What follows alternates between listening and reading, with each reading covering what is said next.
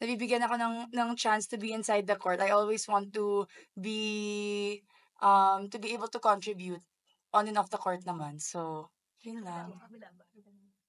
Nail polish ko, friend. Pinapakita ko yung nail polish ko. Okay, thank you. The floor is open for questions. Yun nga, MG, naging busy yung past few days and yun lang, paano mo lang binalanse kasi kahit 2 sets lang yung nilaro mo, 7 points. Oh. Tas efficient yung naging game mo. Siguro mindset lang. 'Pag nasa court ako, talagang binibigay ko naman yung best ko para sa team ko 'pag nasa labas.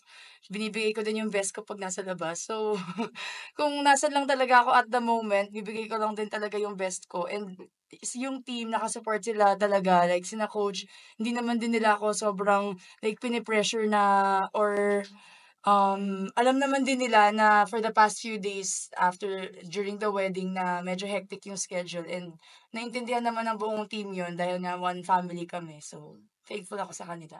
Gulat nga kami, nag-inside. For Ate Lai, bilang kanina there was an upset nga with galleries beating Signal. So parang how important of a reminder was that lang din for like you guys na kumbaga it's still an equal playing field and anyone can beat anyone pa din and sometimes surprisingly.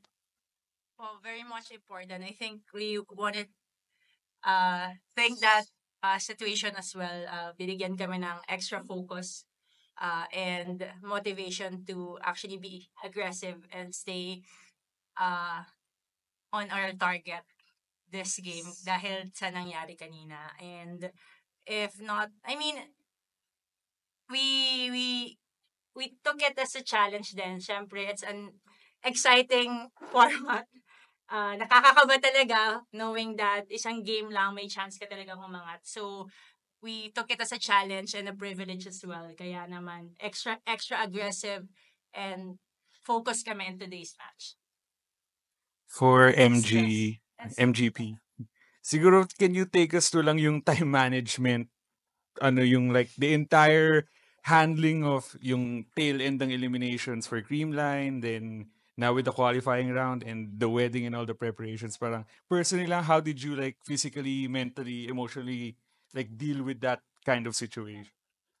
Well, nakakapagod talaga. Hindi ko naman din i-de-deny yun. My days talaga, like, alam naman ng mga teammates ko yun na minsan lutang din ako sa practice. And I'm sure nakikita din ni coach yun. My days na walang-wala rin talaga. And, yun. And I'm thankful lang kasi naiintindihan din nila. Kasi, yun nga, maaga yung practice namin and my days na wala rin talaga akong tulog. So, naiintindihan naman din nila kapag as long as nandun ako. Sinasabi ko naman kay coach, basta nandun din talaga ako. And, yun, thankful ako kasi may times na nag-absent ako, nagli-leave ako, pumapayag si coach. So, understanding talaga sila lahat. Kaya sabi ko, basta nasa practice ako, ibibigay ko talaga yung best ko and nasa game. Kahit iba yung practice jersey. Kahit iba yung t-shirt ko sa practice. Lagi iba na yung kulay ng practice. Papasok pa din ako.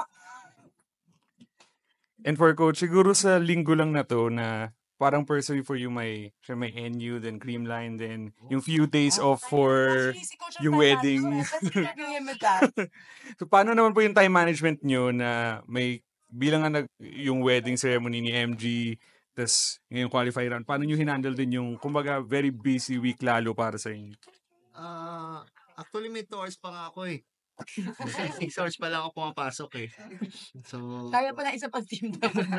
pero syempre, mahirap din, pero yun nga, time management lang yung yung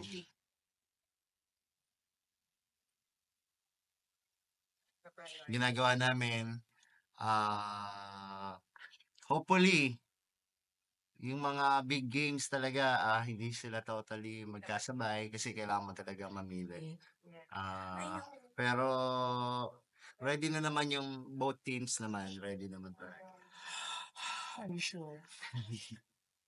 Coach, notable performance from Bea De Leon. 12 points, 5 blocks. So ano lang po yung masasabi niyo doon?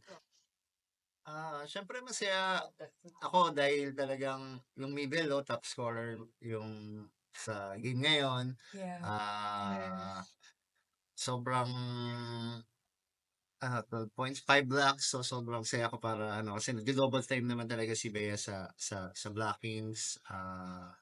hopefully magtuloy-tuloy pa sa mga next game yung performance ni Bea.